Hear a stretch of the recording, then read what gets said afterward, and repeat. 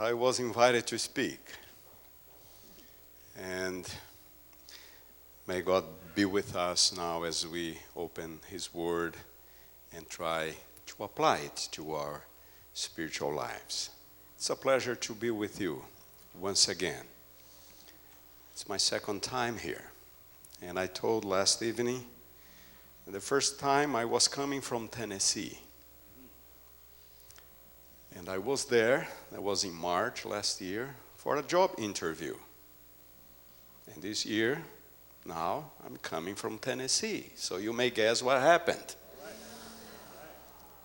And I thank God for this opportunity after teaching in Brazil for 31 years in the seminary. Right when I was already looking at the sunset of my job life, my career, God gives me this opportunity to teach at Southern Adventist University. Amen. So it's a pleasure to be back with you, and I hope that this message may speak to your heart. I still remember, I was born as a Seventh-day Adventist, and I still remember when I was a kid, something that spoke deep to my heart was the message that Jesus was coming soon. And I still remember my grandmother. She was, let's put it this way, I don't know if that exists, that word in English. She was the matriarch of the family. The church, not only in the family, but in the church as well. She was the owner of the church. And I still remember how she wished to be alive when Jesus came back. She passed away several years ago. So I grew up with that feeling in my heart, waiting for Jesus to come back soon. Actually, belief in the Jesus' second coming lies at the very heart, the very center of the Adventist message. We are Seventh-day Adventists because we believe that Jesus is coming soon. But how soon? Since William Miller started preaching Jesus soon return, how many years have passed? How many of our dear ones have passed away, including my grandma? How to live before Jesus comes? How long it will take?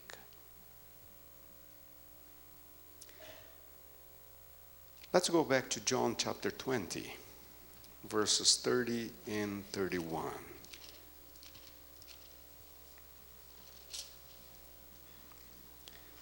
The Gospel of John chapter 20, verses 30 and 31.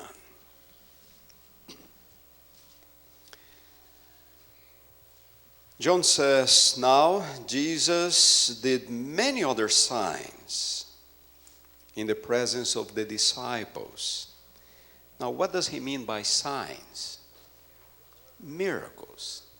John never uses the word miracle in his gospel. He always refers to Jesus' miracles as signs.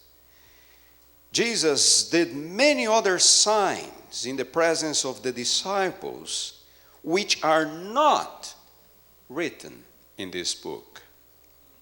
But these are written so that you may believe that Jesus is the Christ, the Son of God, and that by believing you may have life in His name. I want to call your attention to this expression used by John in verse 31. These are written that you may believe. In the original Greek, John uses the present tense, as we have in our translation. But the present tense in Greek is different from the present tense in English. In English, the present tense implies a continuing action. So in other words, what John is saying here is that these things, these signs have been written so that you may continue to believe.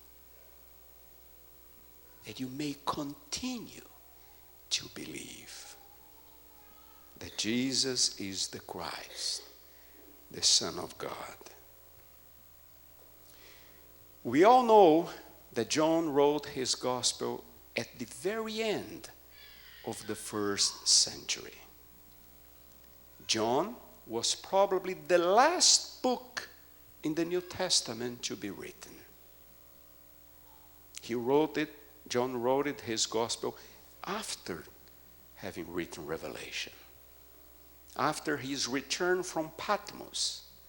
Tradition says that he moved to Ephesus when he was released from Patmos. And in Ephesus, he wrote this gospel just before dying, just before he passed away. At that time, the Christian church was being threatened by two huge crises. There was an external crisis that was threatening the faith of the believers. And there was also an internal crisis that was highly critical for the church.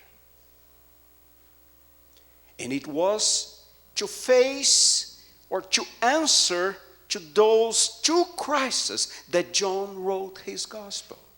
Sometimes we wonder, why do we need 4 gospels?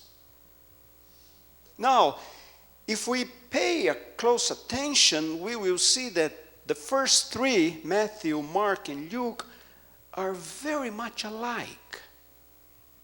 They tell the story of Jesus pretty much from the same perspective.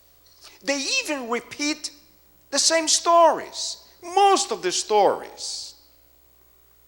But John is different. The Gospel of John is different.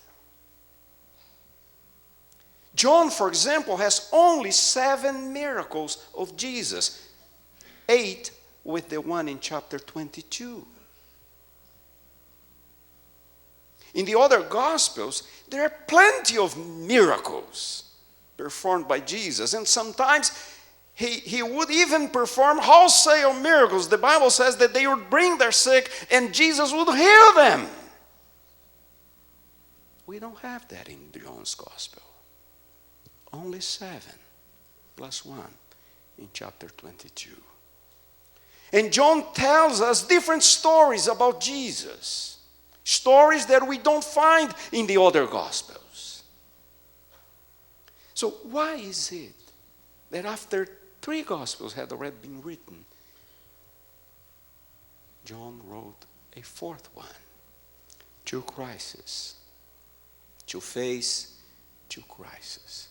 To help the church to go through those 2 very critical situations that the church was facing at the very end of the first century.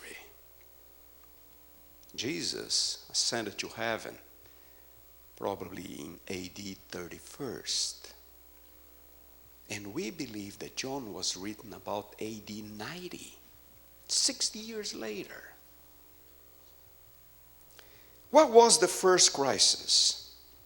The first one, as I told you, was an external crisis. It was a crisis related to Jewish intolerance. You remember that Jerusalem was destroyed by the Romans in AD 70. And when Jerusalem was destroyed, Judaism was a pluralistic religion. There were several Jewish denominations. There were the Pharisees, the Sadducees, the Essenes, the Zealots, and even others that are not mentioned in the Bible, like the Matmotheans, the Hemerobaptists, other Jewish groups. There was Judaism before the destruction of Jerusalem. But when Jerusalem was destroyed, only one Jewish denomination survived. Or perhaps I should mention two Jewish denominations survived, because I should have included another one in my list, in my previous list of Jewish denominations. There was one more. Which was it? The Way, or the Nazarenes, the Christians, the followers of Jesus Christ. They were all Jews in the beginning.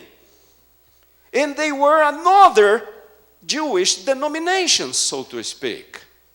There was one major difference between the Nazarenes and the other Jews, and that major difference was Jesus Christ. They believed that Jesus was the Messiah, but they still attended the temple, they still attended the synagogues, they kept the Sabbath, they kept the law. They were Jews.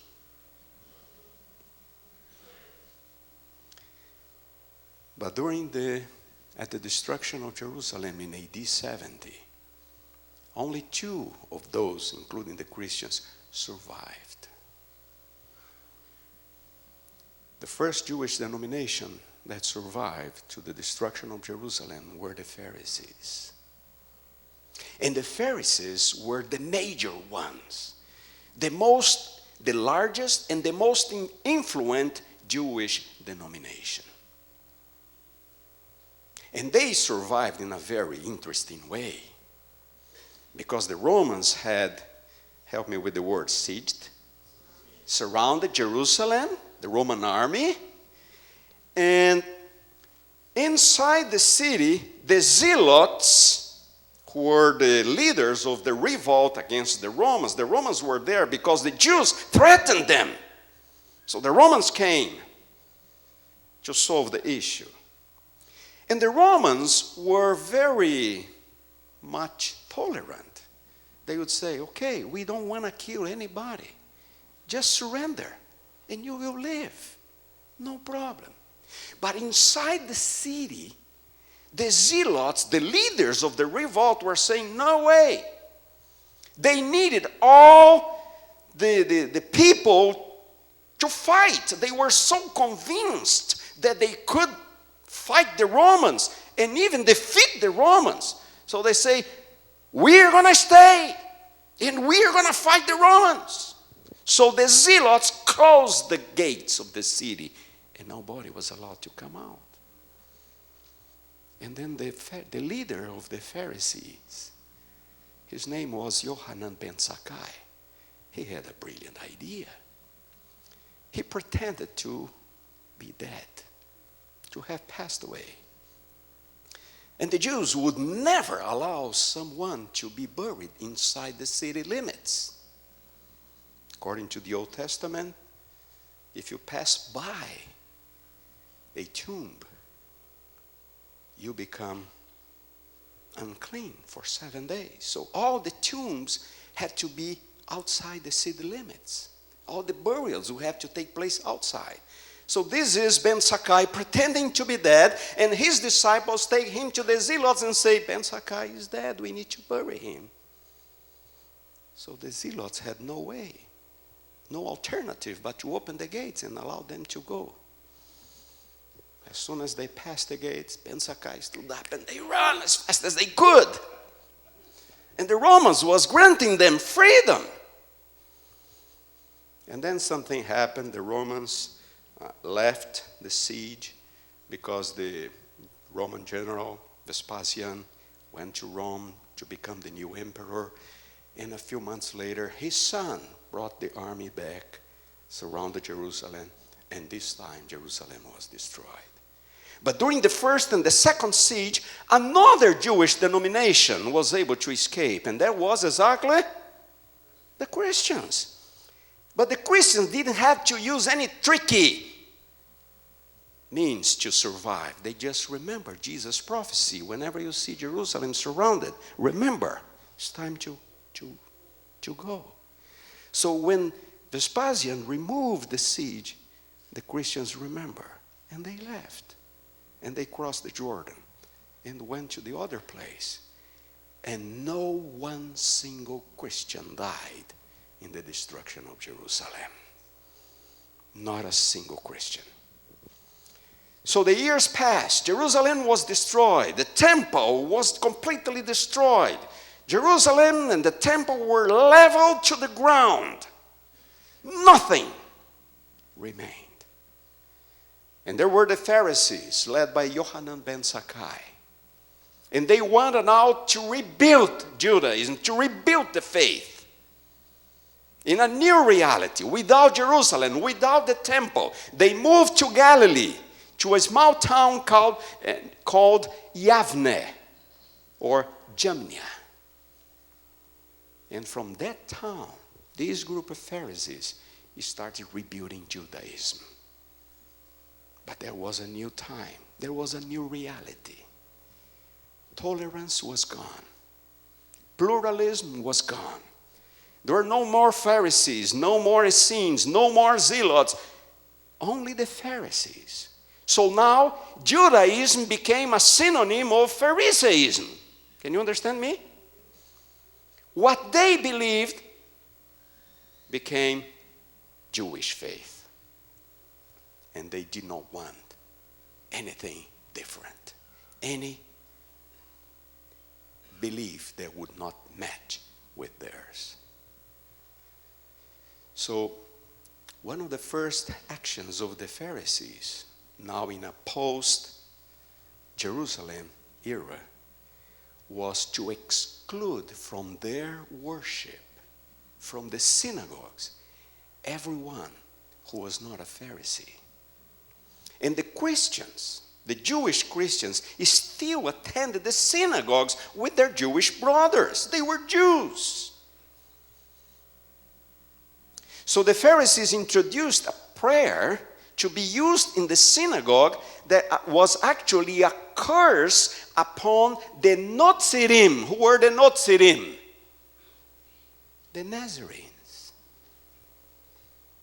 A curse upon the Notzirim and the Minim. Minim is heretic and Notzirim Christians. So that prayer mentioned specifically the heretics and the Christians together.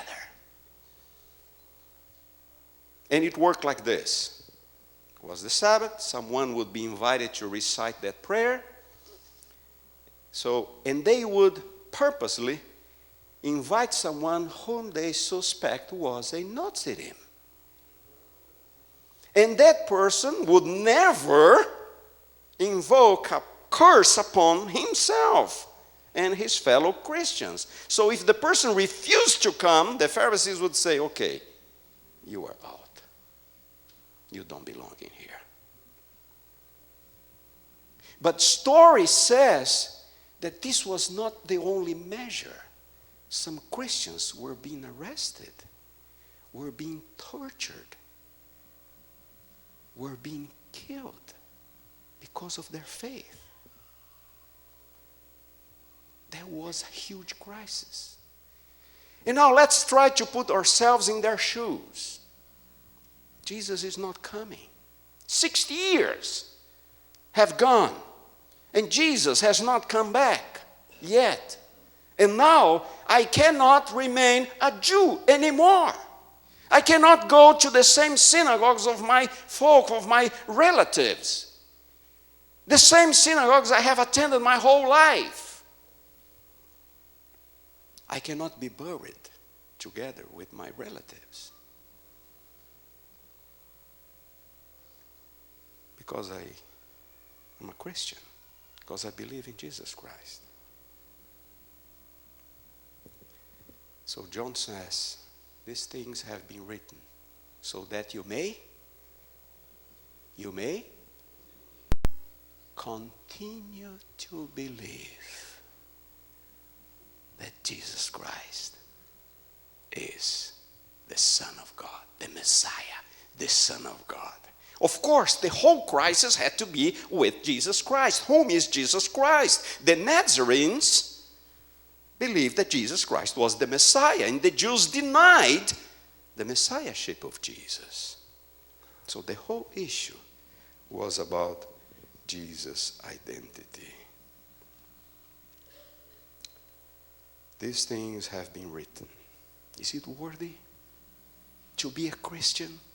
60 years have passed. We are still here. Jesus has not come yet. And now we are being threatened by our fellow Jews. Is it worthy? These things have been written that you may continue to believe that Jesus is the Messiah, the Son of God. There was the external crisis, but it was not the only one. There was a second crisis, an internal one, and that was equally very threatening. And that was the imminent death of John, the writer of the gospel. The imminent death, the approaching death of John. When John wrote his gospel, he was the last, the very last one. He was the only link still alive between Jesus and that generation of believers. All the other disciples, apostles had already passed away. And since the ascension of Jesus Christ, they were there, living in the expectation of his Son soon return, and Jesus was not coming. The first disciple to pass away was James, the very brother of John, in the early days of the church. And others followed him. One after the other, the disciples were passing away. And Jesus would not come. Jesus would not come. Only John remained. He was the last one. So the expectation of Jesus' return became dramatic. One apostle after the other passing away. And now the church being threatened from the outside by their fellow Jews.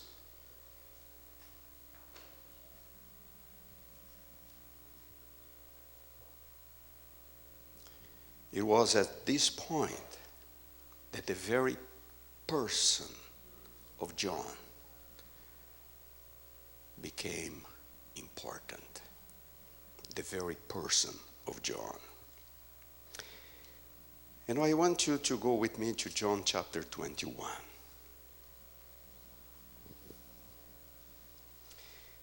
In chapter 21, Jesus appears to the disciples by the Sea of Galilee.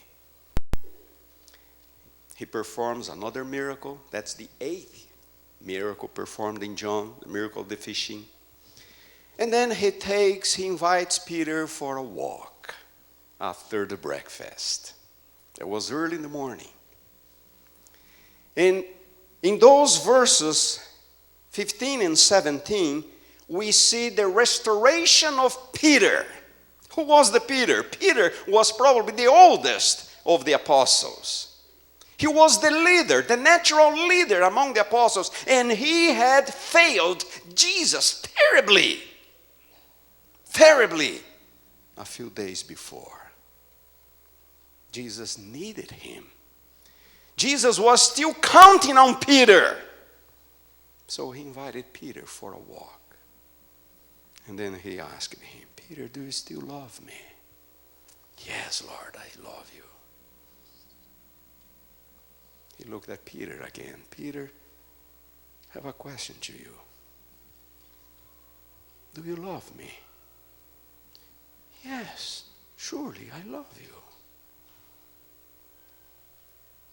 Then Jesus looked at him and asked for a third time, Peter, do you really love me? 3 questions. 1 question for each denial. 3 times he denied his Lord, his master. And Jesus is giving him the opportunity to redeem himself. 3 questions. And the 3rd time, the Bible says that Peter started crying because Jesus asked him a 3rd time. There was the redemption of Peter. Yes, Lord, you know I love you. The Bible doesn't say everything that happens. We have just summaries of the stories, of the miracles, of Jesus' teachings and everything. But I sometimes wonder, what else took place in that conversation between Jesus and Peter? Peter must have asked for forgiveness. And Jesus might have told him, I'm still counting on you. So go and feed my sheep, Peter. Be a pastor to my church. You are still part of my plans. That was a wonderful moment. But then something happens, totally unexpected. And that is recorded in verses 18 and 19. Jesus looked at Peter again, and then he says, truly, truly, I say to you, Peter, when you were young, you used to dress yourself and walk wherever you wanted. But when you are old, you will stretch out your hands, and another will dress you and carry you where you do not want to go. What is the meaning of these words? They seem kind of symbolic to us. But then John, the writer, gets in and he explains the meaning of Jesus' words. He says in verse 19, this Jesus said to show by what kind of death he, Peter, was to glorify God.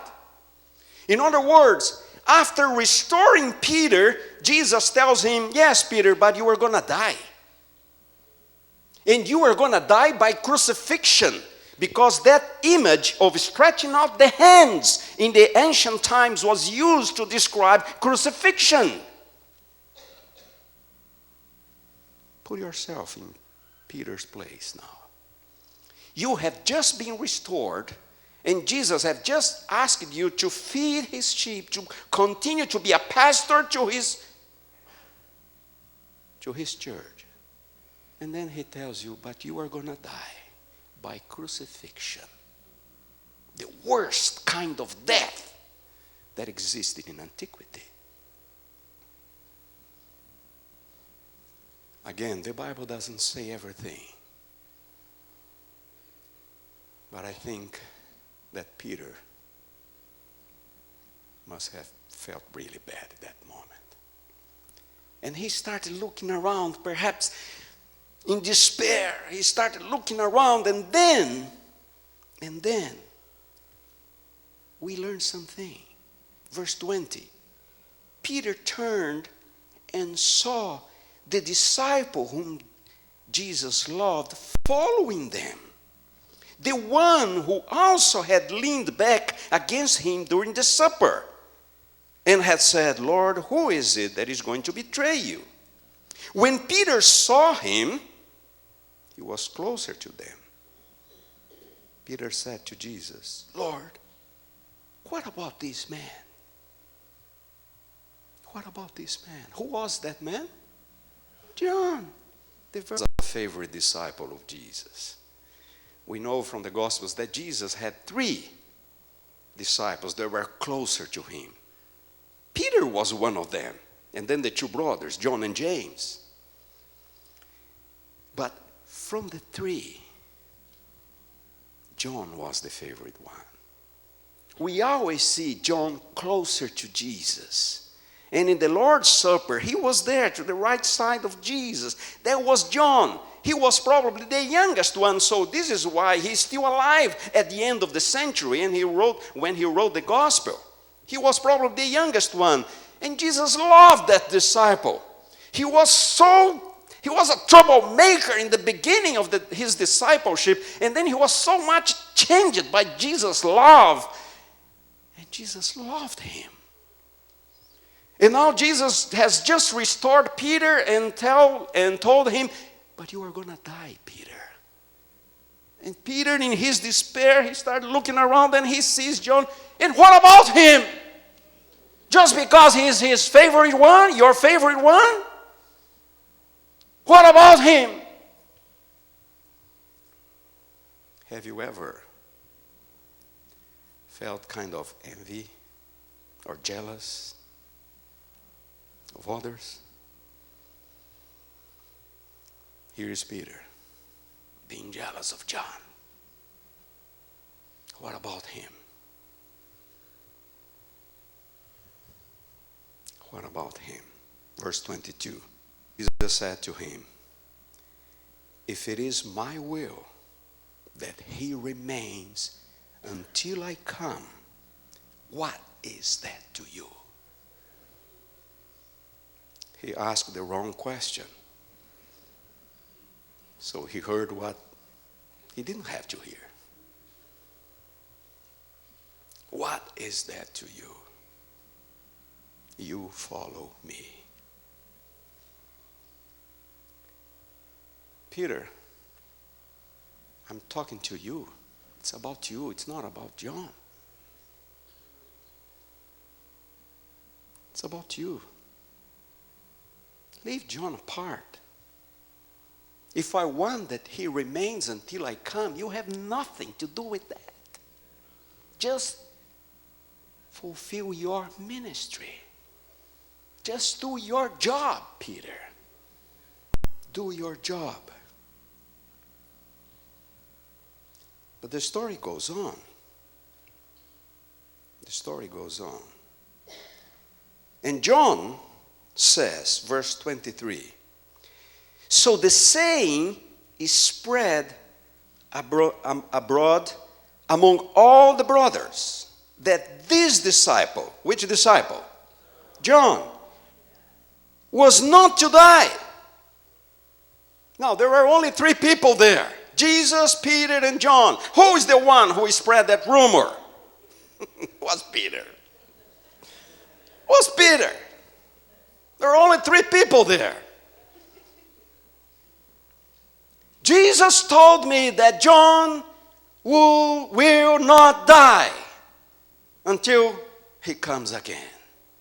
And all the church got to know about that rumor. John will not die. Peter was behind that rumor. John will not die. John will not die. And then the disciples started passing away, one after the other. James was the first. Peter himself passed away in AD 67. He was crucified, as Jesus had said, in Rome by Emperor Nero. You say Nero or Nero? Nero. AD 67. But John was still there. So, as time went by, and the disciples started passing away, the church started looking at John. If he's still alive, there's still hope. While John is still alive, there's still hope, because Jesus said he will not die. They started looking at John. One disciple after the other was passing away. And John was becoming more important, more important. He was becoming a very symbol of Christian hope. While John is alive, there's still hope.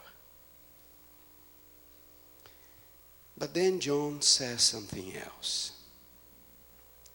And this is second part of verse 23. Yet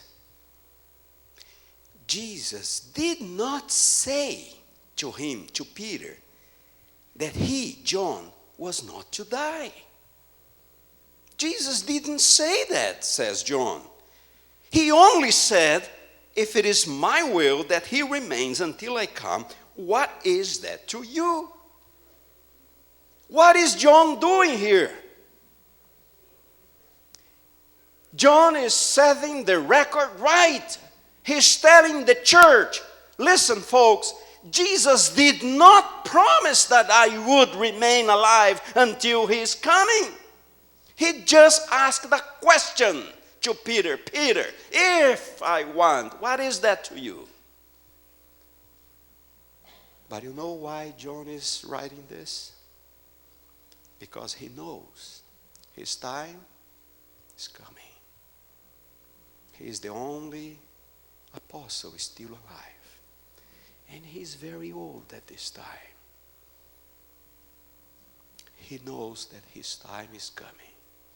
And he wants to help the church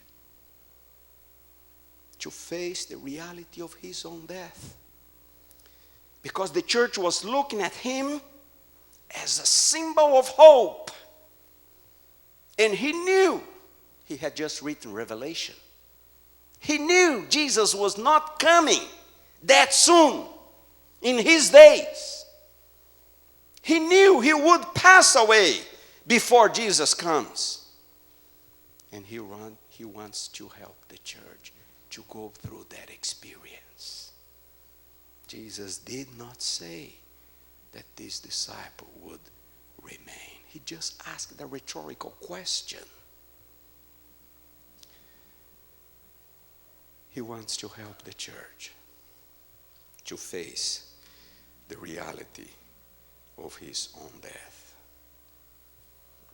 He needed to prepare the church for the moment he would pass away. And that moment was approaching quickly. Let's go back to John chapter 20. And in chapter 20, we have an interesting story. We know the story. It's a very well known story of the Gospels. Jesus and Thomas. After his resurrection, Jesus appears to the disciples, but Thomas was not there. And the disciples, his colleagues, told him, we saw Jesus. I don't believe. Unless I put my finger in the very wounds, I will not believe. So, and then we read verse 26. 8 days, chapter 20, verse 26. 8 days later, his disciples were inside again, and Thomas was with them. Although the doors were closed, were locked, Jesus came and stood among them and said, peace be with you. Then he looked at Thomas and said, Thomas, put your finger here and see my hands. Put out your hand and place it in my side. Do not disbelieve, but believe. That was enough for Thomas. That was enough. He answered him, my Lord and my God. We usually stop the story here, and we miss the point of the story. There is another verse, and that is what the story is intended to teach us. Verse 29, Jesus said to him, you have believed because you have seen me. Blessed are those who have not seen and yet have believed. When Jesus said these words, blessed are those who have not seen me, and yet, in whom were Jesus thinking? He was thinking in the next generation, the second generation of believers, the generation that did not have the privilege of the first one, of being with Jesus, of listening to Jesus, of touching Jesus. Jesus was thinking on the church after John's death. Yes, Jesus had ascended to heaven in AD 31st, but John was still here. John was still here. And while he is alive, there is hope. But Jesus was thinking far way ahead, at a time when neither he nor any of the disciples would be there. Can faith still survive in the absence of Jesus? Can faith still survive in the absence of the disciples? Of John, the last one? Is it possible to have faith? Now, here's the church facing a huge crisis from the outside, from the Jews. And inside, John is just about to die. Will the faith survive? That was the question. Will the faith survive? Up until that moment, the church had based her faith on seeing, on listening, on touching. But from now on, Jesus would no longer be there. And John, the apostles, especially John, would no longer be there. Can the faith still survive? And Jesus says to Thomas, blessed are those who did not see and yet believe. Brothers and sisters, there is a blessing for the second generation. And you and I belong to the second generation. To the generation who did not see. To the generation who did not hear. To the generation who did not touch. We belong to that generation. And the question is, can faith still survive today? Jesus said, blessed are the ones who did not see and yet believe. And what comes after? What comes next? Verses 30 and 31. The verses that we read at the beginning. Now Jesus did many other signs in the presence of the disciples, which are not written in this book, but these were written so that you may believe that Jesus Christ, may continue to believe that Jesus is the Christ, the Son of God, and that by believing you may have life in his name. Is it possible to have faith in the absence of Jesus and in the absence of the apostles? The word is as powerful as Jesus' presence, because these are his words. The word is as powerful as Jesus' presence. The word replaces the presence. The word replaces the teaching, the voice, the words, replaces the touch. It is interesting that all the miracles performed by Jesus in Matthew, Mark, and Luke, all those miracles are performed by Jesus' touch. All the miracles. Jesus touches the leper and he becomes clean. Jesus touches Peter's mother-in-law and she is healed from her fever. Jesus takes Jairus' daughter by her hand and brings her back to life. Jesus touches the eyes of the blind man and they get open. Peter is sinking into the waters. Jesus takes him by his hand and leads him safely back to the boat. Jesus touches the boy with the unclean spirit and the spirit leaves him. The woman with the discharge of blood touches Jesus and she's healed.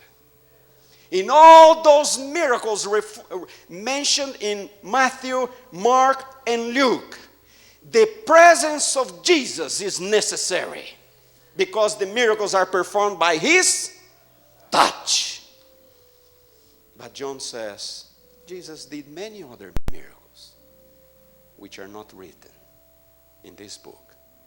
But these are enough for you to continue to believe.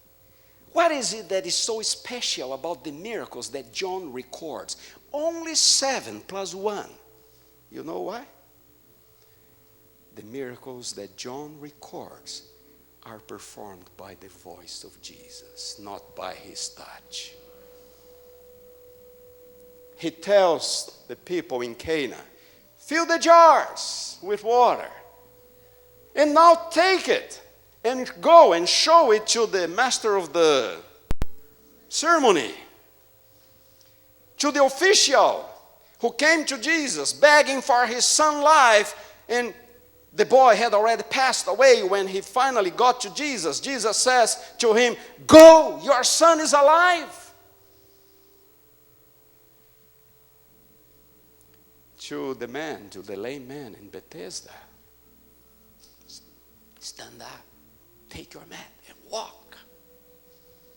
To the blind man, yes, to the blind man, Jesus spits on the floor and he makes mud of it and he applies with his hands on the eyes of the blind. But there was not the moment of the healing. The moment of the healing takes place when he went, as Jesus said, and washed his face in the pool of Siloam. And then before Lazarus' grave, Lazarus, come out.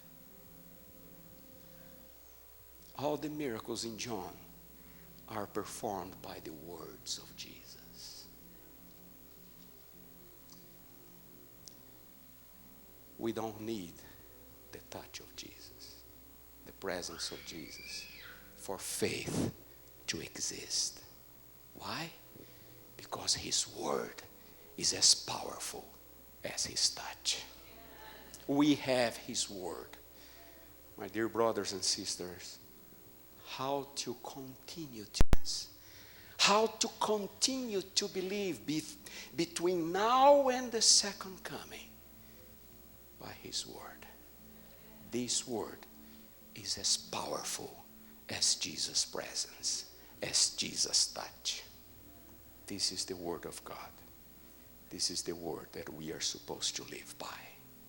May God bless you, that we may continue to believe by following, by reading, by praying this word, the word of Jesus. It is as powerful as his touch. God bless you.